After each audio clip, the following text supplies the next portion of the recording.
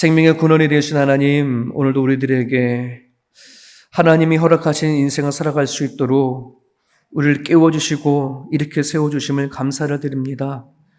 아버지, 누군가를 구원하시고자 하시는 하나님의 섭리 가운데 하루를 살아갑니다. 아버지, 주께서 선택하시고 또 구원하실 자를 또 구원하시고자 하시는 아버지 하나님, 그 사람들이 오늘 누군가가 구원받기를 소망합니다.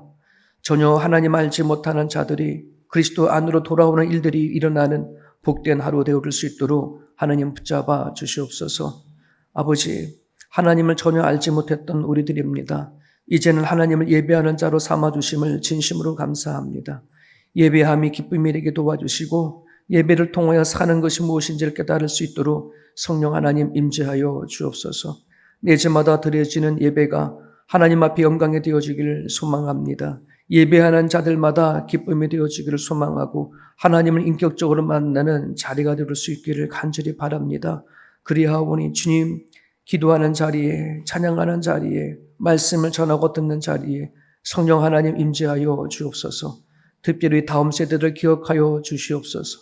아버지, 어렸을 때 주님을 이 아이들이 만나기를 소망합니다. 하나님의 바른 가치관을 가지고 세상을 살아갈 수 있기를 소망하오니 아버지요, 저들의 눈을 열어주시옵소서. 저들의 길을 열어주셔서 눈에 보이지 아니하는 하나님을 보는 듯하게 하시고 듣는 듯하게 하시고 만진 바 되게 하셔서 하나님 아버지는 하나님 없이 살아갈 수 없는 믿음들을 허락하여 주옵소서. 아버지 하나님, 자녀들이 성장하였을 때에 주의 곁을 떠나지 않기를 소망합니다. 교회를 떠나지 않기를 소망합니다. 하나님 아버지 하나님, 그들의 믿음의 믿음 위에 하나님 더하여 주시옵소서.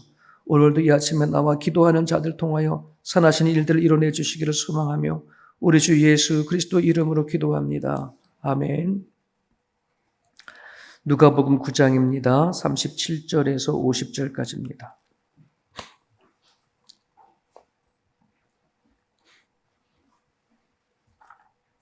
누가복음 37절에서 50절까지 매일 성경 본문입니다. 우리 같이 읽겠습니다. 이튿날 산에서 내려오시니 큰 무리가 맞을새 무리 중에 한 사람이 소리질러 이르되 선생님, 청컨대 내 아들을 돌보아 주옵소서. 이는 내 외아들이니이다. 귀신이 그를 잡아 갑자기 부르짖게 하고 경련을 일으켜 거품을 흘리게 하며 몹시 상하게 하고야 겨우 떠나가나이다. 하나님의 제자들에게 내쫓아 주기를 구하였으나 그들이 능히 못하더이다. 예수께서 대답하여 이르시되 믿음이 없고 패역한 세대여, 내가 얼마나 너희와 함께 있으며 너희에게 참으리요. 내 아들을 이리로 데리고 오라 하시니 올 때에 귀신이 그를 거꾸로 뜨리고 심한 경련을 일으키게 하는지라. 예수께서 더러운 귀신을 꾸짖으시고 아이를 낳게 하사 그 아버지에게 도로 주시니 사람들이 다 하나님의 위엄을 놀라니라. 그들이 다 행하시는 모든 일을 놀랍게 여길새 예수께서 제자들에게 이르시되 이 말을 너희 귀에 담아 두라.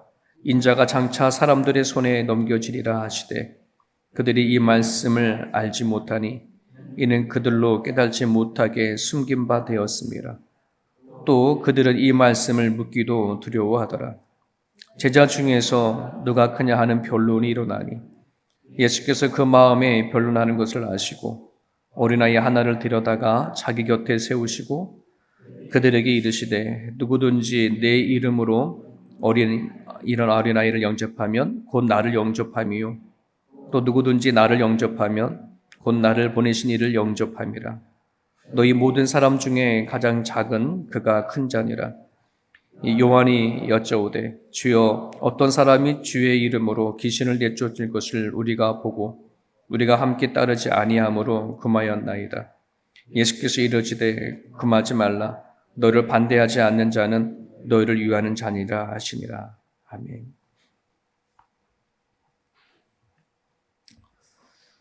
이튿날 산에서 내려오시니 이렇게 얘기합니다. 이튿날이라고 한다는 말은 예수님이 베드로와 야고보와 요한 이 세 사람과 함께 변화산에 올라가서 호련히 예수님이 이제 이게 변화가 되어 주시고 그 모세와 엘리사를 만나 대화하는 그 장면, 그 사건이 있었을 때였거든요. 근데 그런 말이 있죠. 밑 빠진 독에 물 붓는 거라고. 뭔가 막 채워주면은 밑에 구멍이 나면 아무리 채워줘도 채워줄 수 없는 거. 베드로와 야고보와 요한이 예수님이 변화되어지고 모세와 엘리야와 대화하는 것을 보면은 그 영광의 그 자리에 그들은 엄청나게 놀라기도 했고, 그리고 와, 정말 예수님이 하나님의 아들인 거구나 라고 하는 그 영광스러운 자리에 동참했을 겁니다. 그 감동이 얼마나 컸을까 상상할 수 없는 거죠. 예전에 그냥 막연하게 교회를 다녔다가 기도원에서 전 이 성령님을 만났거든요. 기도원에서 기도하다가 잠깐 그 사이에 성령께서 임재해 주신 그 은혜만으로도 얼마나 기쁜지 기도원에서 집까지 내려오는데 그 감정을 어찌할 수 없겠더라고요. 그런데 밑 빠진 독에 물을 붓는 것처럼 뭔가 은혜를 막 받아오면은요, 그 다음에 이 빠지는 일이 있어요. 네. 항상 은혜가 내가 받았다, 성령을 받았다 하면 반드시 거기에 준비할 게 있냐면은 시험거리가 있어요. 저 같은 경우에 아니나 다를까 막 기도원에서 은혜 받고 막 주체할 수 없는데 하루 만에 쏟아져 버리더라고 이게. 이미 집에 대기하고 있어.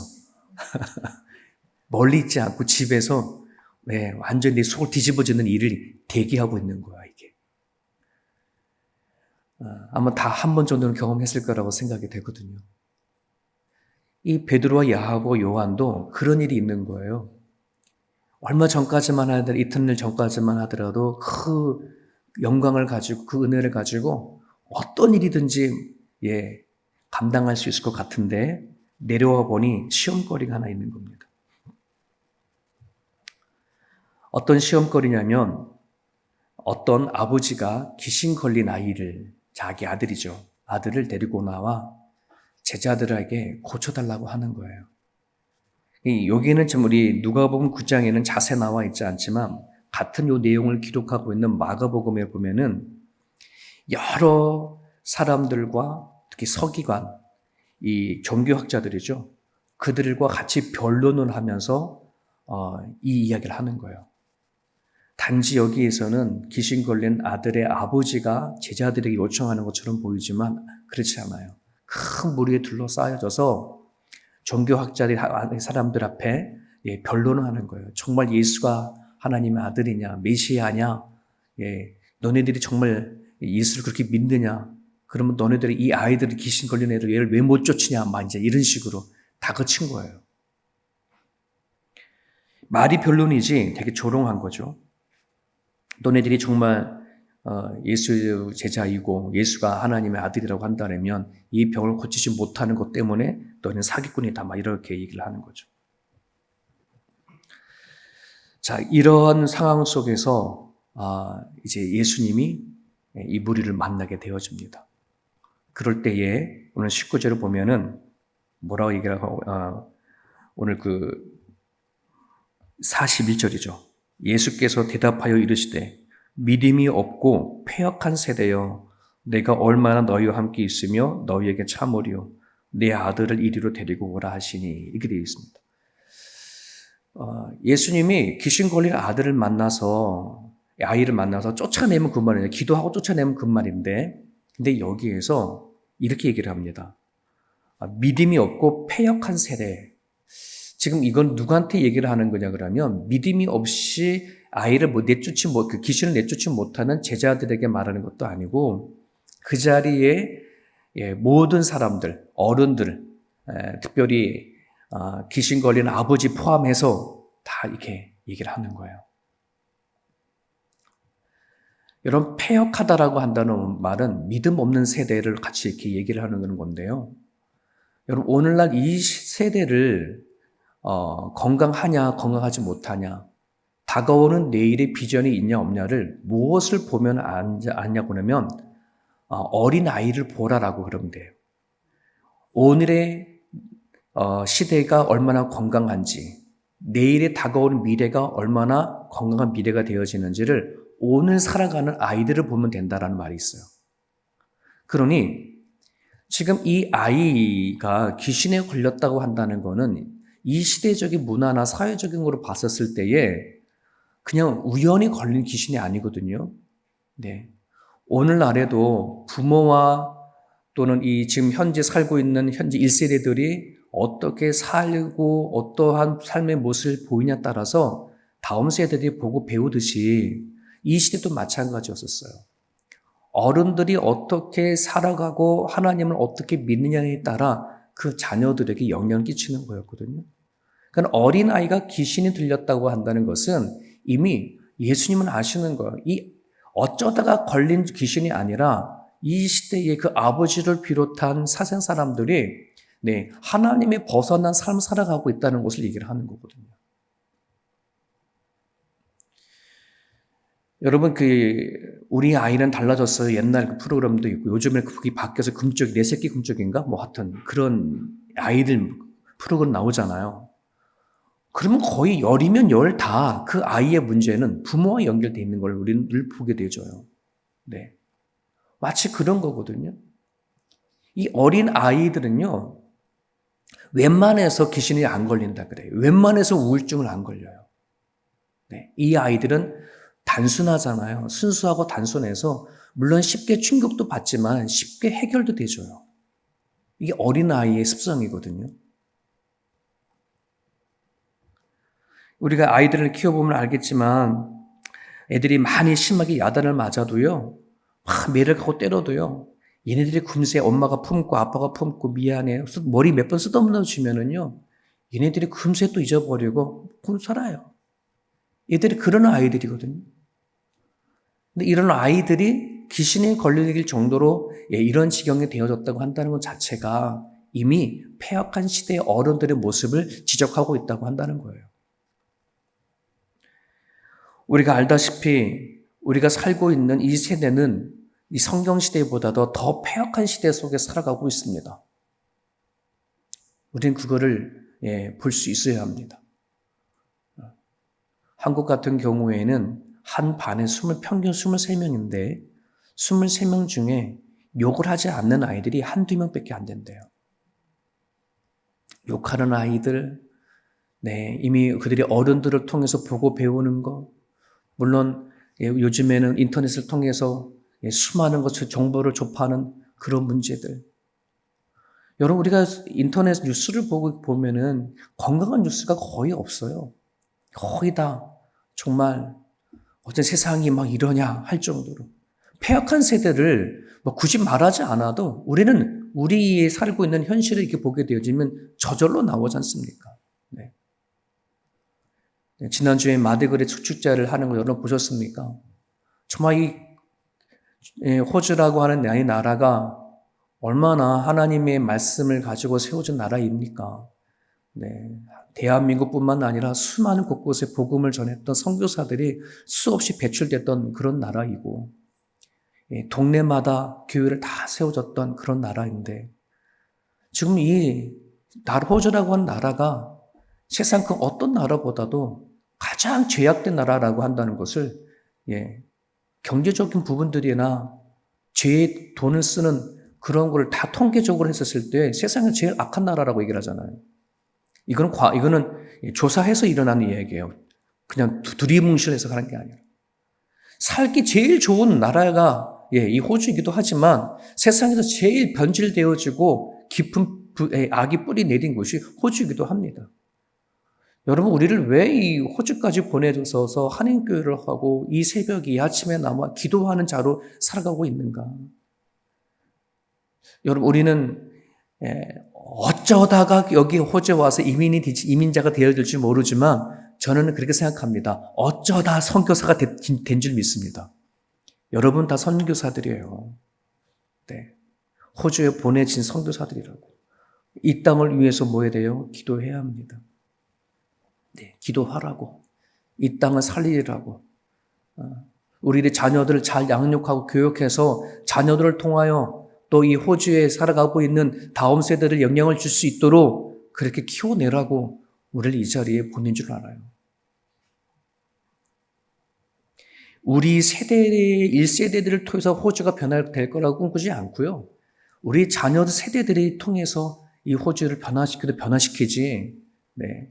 그 사명을 가지고 여러분 기도해 주시기를 간절히 부탁을 드리겠습니다.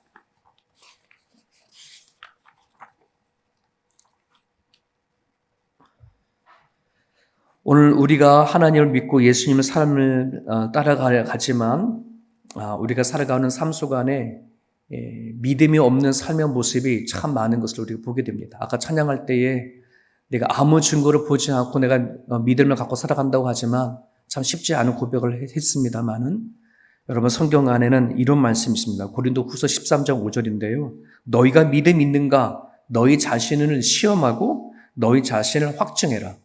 우리 안에 믿음이 있느냐? 그것을 시험해라. 그리고 확증해라. 이렇게까지 얘기를 합니다. 내가 정말 하나님을 믿는 믿음이 있다면 내가 어떻게 살아내야 되어지는지, 내가 내 남편에게, 내 아내에게, 내 자녀에게 어떠한 영향력을 끼치고 살아가야 되어지는지 이거 확인하라는 뜻이에요. 오늘 예수님께서 어린아이의 귀신을 쫓아내주는 것에서 포인트가 있는 게 아니라 그 아이를 그 지경이 되도록 만들어 놓은 그 세대를 향해서 지금 말씀하시는 부분들이거든요. 오늘 우리들이 정말 1세대 부모님들이 내가 믿음이 있냐? 네. 이 믿음이 있다고 한다면 내 자녀들이 우리 부모를 통해서 나를 통해서 믿음이 확인되어 줄 수 있도록 내 아버지, 내 엄마, 내 할아버지, 내 할머니는 정말 예수 믿는 사람이었어 라고 하는 그 말이 터져 나올 수 있도록 우리는 그렇게 살아내야 합니다. 그렇지 아니하면 정말 다음 세대가 어떻게 될지 몰라요. 저는 어저께 그 오카는 목사님의 아들 옥성호 씨라고 우리가 너무나도 이름마다 기억하잖아요. 오카는 목사님. 근데 그 아들이 예수를 부인해요. 네, 천국이 없다. 그래서 아내가 그랬대요. 그래서 막 유튜브를 찾아봤어요. 아니나 다를까. 유튜브를 통해서 기독교를 완전히 치는 예수는 그냥 예수처럼 그냥 윤리적으로 살면 되는 곳이지 예수도 없고 천국도 없고 지옥도 없고 교회 와서 찬양하고 기도하고 예배드리는 거 미치광이 짓이다. 가슴이 얼마나 아픈지 모르겠어요. 와, 오카나 목사님이 저 하늘에서 얼마나 통곡하실까 할 정도로 그런 마음을 들기도 하지만 한편으로는 정말 목사님은 그렇게 위대한 말씀을 전했었음에도 불구하고 왜 그 아들이 저렇게 돌아서 버리는 삶을 살아갈까? 아버지가 외쳤던 그 말씀 하나하나를 하나씩 꼬집어서 비판하는 아들이 되어버렸을까? 여러분, 반면교사로서 우리가 반드시 알아야 합니다. 내가 믿음이 있다고, 믿음이, 그건 반드시 확증되어야 됩니다. 내 자녀들에게 영향을 끼쳐야 합니다. 우리가 이 아침에 나와 기도하는 건 뭡니까? 우리 아이들을 하나님 안에 살아가게 하기 위한 것이 아니겠습니까? 내 하나 믿음을, 내 구원받는 일들이 아니라 내 자녀를 향해서 영향을 줄 수 있도록. 몸부림을 치며 기도하고 삶을 살아내야 합니다. 그게 바로 우리가 살아내야 할 부분이라고 믿습니다. 46절에 보면은 제자 중에 누가 크느냐 하는 일들이 일어나요.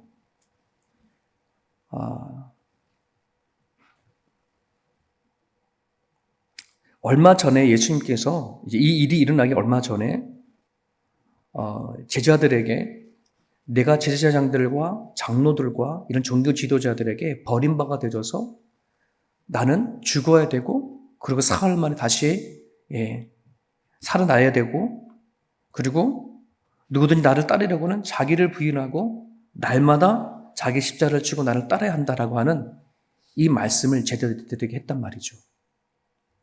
근데 이 제자들이 그 말씀을 들었음에도 불구하고 이들 마음 안에는 누가 크냐라고 하는 것이 이게 제자들 사이에 떠나지 않는 거예요. 예수님이 설령 십자가에 죽어서 돌아가신다고 하더라도 그러면 예수님 다음에 다음 제자가 대를 이을 제자가 누구냐라고 하는 것에 더 관심이 있으시고 그만큼 제자들 마음속에 파고드는 시기와 질투라고 한다는 거가 오늘 본문에서 지적하고 있는 겁니다. 예수님께 대놓고서는 말을 하지 못합니다. 하지만 마태복음 18장에 가게 되어지면은 이 제자들이 나름대로 약간 포장을 합니다. 어떻게 포장하냐면 처음에는 누가 큽니까? 라고 말했다가 이게 예수님께 정확한 답을 얻지 못하다 보니 다르게 포장해서 한 번 더 얘기합니다. 예수님, 천국에서는 누가 큽니까? 라고 돌려 말합니다. 결국은 누가 크냐고 묻는 얘기거든요. 심지어는요, 뒷부분 누가복음 22장에 가면요, 예수님이 십자가에 돌아갈 그 직전까지도 누가 크냐라고 하는 걸 또 한 번 물어봐요. 지긋지긋하게. 이게 뭐냐면 우리 마음속에 파고드는 시기와 질투를, 이게 질투라는 게 너무나 강력하다는 말입니다. 여러분, 우리가 어떤 모양이든 시기와 질투가 생기면은 그 다음에 하나님의 말씀이 들어오고 또 십자가에 못 박혀 돌아가신 십자가의 죽음을 얘기하고 나는 죽고 예수는 사는 얘기를 하고 수많은 그 하나님의 말씀을 갖다 댄다 하더라도요, 그게 귀에 들려오지 않아요. 관심이 없어요. 시기와 질투가 들어오게 되어지면은 하나님의 말씀보다는 나의 자존심이 먼저입니다. 내가 받은 상처와 아픔이 먼저지 예수님의 십자가의 죽음은 나중의 일입니다. 십자가를 지고 따르라? 내가 지금 자존심이 지금 상하는데 그게 무슨 소용이야? 여러분, 이것이 우리의 마음에 시기와 질투가 들어오면은요, 하루아침에 내가 하나님을 믿었던 믿음도 확 뒤집어 엎어버리는 것이에요, 이게. 평상시에는 우리는요, 그냥 내가 믿음 좋은 줄 알아요. 평상시에는 난 예수님 죽을 때까지 쫓아갈 거라고 생각해요. 베드로처럼, 십자가에 주님 가시면 나도 죽겠습니다. 당당하게 말을 해요. 그런데요, 내 자존심을 상하게 만들고 나의 안에 깊은 상처를 주고 아픔을 주는 어떤 일이라고 한다면 여러분, 내가 지금까지 들어왔던 모든 하나님의 메시지는 확 뒤집어 엎어버릴 수 있는 그러한 성향과 성격이 우리 가운데 다 있어요. 그런 예수님이 그렇게 이제 누가 크냐 하는 제자들의 모습을 보시고 예수님께서 어떤 일을 하시냐면 47절이죠. 예수께서 그 마음이 변론하는 것을 아시고 어린아이 하나를 데리다가 자기 곁에 세우시고 그들에게 이르시되 누구든지 내 이름으로 이런 어린아이를 영접하면 곧 나를 영접하는 것이고 나를 영접하면은 곧 나를 보내신 하나님을 영접하는 거다라고 얘기하고 있습니다. 어린아이. 여러분, 그 당시에 이 말씀을 그대로 얘기한다면 여러분, 우리 그 당시에 어린아이는 대접받지 못하고 무관심하던 사람이죠. 그래서 무관심하고 소외되고 연약한 사람을 잘 품어주는 사람을 그 사람이 큰 자야 라고 하는 그런 의미도 있습니다만은 이거를 한 단계 더 들어가 버리면 어떤 거냐면 어린 아이들이 가지고 있는 습성들. 여러분, 우리가 살아가다 보면은요, 나이가 많고 적음에 따라 우리들이 말하는 태도의 우리 습성들이 어린 아이냐 어른이냐라고 하는 것을 우리는 알 수 있어요. 몸은 어른이지만 말하는 것이 어린아이 같은 사람도 있단 말이죠. 반대로 어린 아이지만 애늙은이라고 하죠. 어른 같은 또 어린 사람들도 있다는 말이죠. 누가 이 땅에서 큰 자냐라고 말을 할 때에 저는 이렇게 생각합니다. 여러분, 우리가 믿음이 커야 된다는 얘기를 많이 하죠. 믿음이 자라야 된다라고 얘기도 합니다. 믿음이 있다 없다라고도 얘기를 합니다. 그러면 내가 믿음이 있고 믿음이 자라고 성장했다고 한다는 것은 결국은 뭐냐? 이 사람이 겉에 보이는 어린 아이든 겉속으로 보여지는 어린 아이들의 모습이든 그들을 얼마나 포용해 줄 수 있느냐 이 말입니다. 얼마나 포용해 줄 수 있느냐. 얼마나 그들을 품을 수 있느냐 이 말입니다. 여러분 교회 공동체에는요. 하나님을 사랑하고 사람을 사랑하는 곳이지 않습니까? 그런데 여러분 우리가 내 안에 예수님의 그 마음으로 연약한 사람을 품는다고 한다는 것은 너무나 중요한 일이에요. 어린아이 습성을 가진 사람들은 이렇다고 합니다. 자기를 과시하는 습성이 있고 그리고 49절 50절에 보게 되어져 버리면 그런 부분이 있는데 마음이 좁은 거예요. 옹졸한 거예요. 예수님이 누군가를 치료하고 회복하면 그것을 기뻐하는 것보다는 그저 그것이 왜 해야 되는지에 대한 지적을 하는 것밖에 되지 않죠. 여러분 이 시간을 기억해 주시겠으면 좋겠는데 뭐냐면은 내가 믿음이 있다라고 한다는 것 안에는 영적으로 어린 아이들을 품을 수 있는 것까지 얘기를 하는 거예요. 오늘 저와 여러분들이 오늘 주신 말씀을 가지고 기도하실 때에 오늘은 이런 기도를 해주셨으면 좋겠습니다. 믿음에 관한 기도입니다. 하나님 내 안에 믿음이 있음을 확증되어지기를 원합니다라고 기도해 주시길 바라고요. 그리고 믿음이 성장하고 자라나서 어린아이, 즉 겉으로 봐서는 어린아이가 아니라 어린 사람의 습성을 내가 얼마든지 그들을 품고 하나님의 말씀으로 전할 수 있는 또 양육할 수 있는 돌볼 수 있는 그 자리까지 갈 수 있도록 내 믿음을 자라게 해주십시오라고 하는 그런 기도가 우리 가운데 있었으면 좋겠습니다. 오늘 주신 말씀을 붙잡아 주시고요. 우리 안에 있는 시기와 질투를 내려놓고 하나님의 마음으로 섬길 수 있는 자리에 될 수 있도록 기도해 주시면 감사하겠습니다.